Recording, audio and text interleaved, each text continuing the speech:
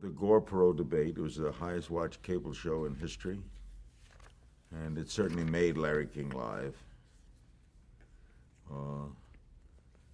Perot had come out of nowhere to be a major political figure in '92. All started on our show. Night, you don't forget that night.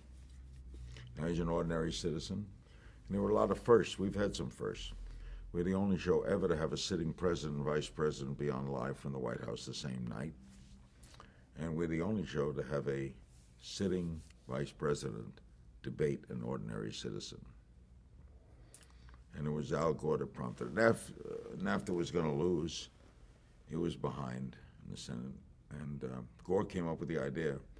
He proposed it, and Clinton was the only one in the White House who agreed with it. David Gergen, who was working then, disagreed. Stephanopoulos disagreed. Others disagreed, but Clinton agreed. So Gore called me up. It was a Sunday morning. And he said, Larry, if you contact Ross Perot, I'd like to debate him on NAFTA.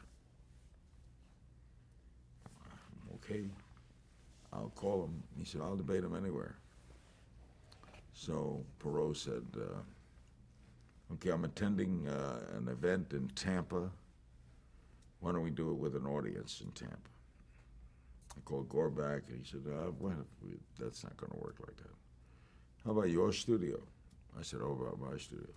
The night of the debate, Perot came with one friend and he did not get well briefed.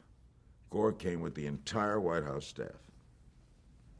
Clinton was watching. We have a picture of Clinton watching the debate and calling me the next day saying, I owe you big time. Perot sat down. Gore went over to a camera, leaned against the camera like this, then sat down. And I said, what were you doing? And he said, praying.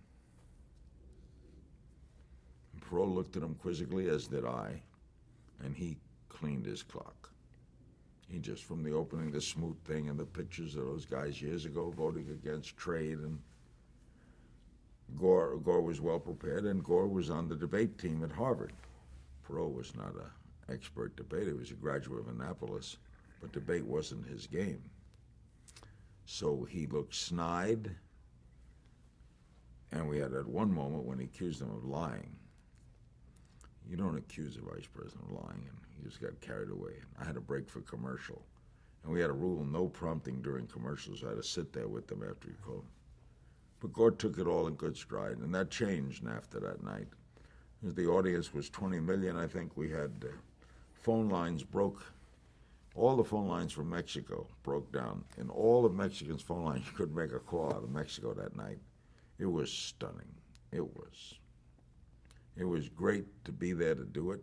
I was fair. They each got the same amount of time. We clocked it later. They each got exactly the same amount of time to talk.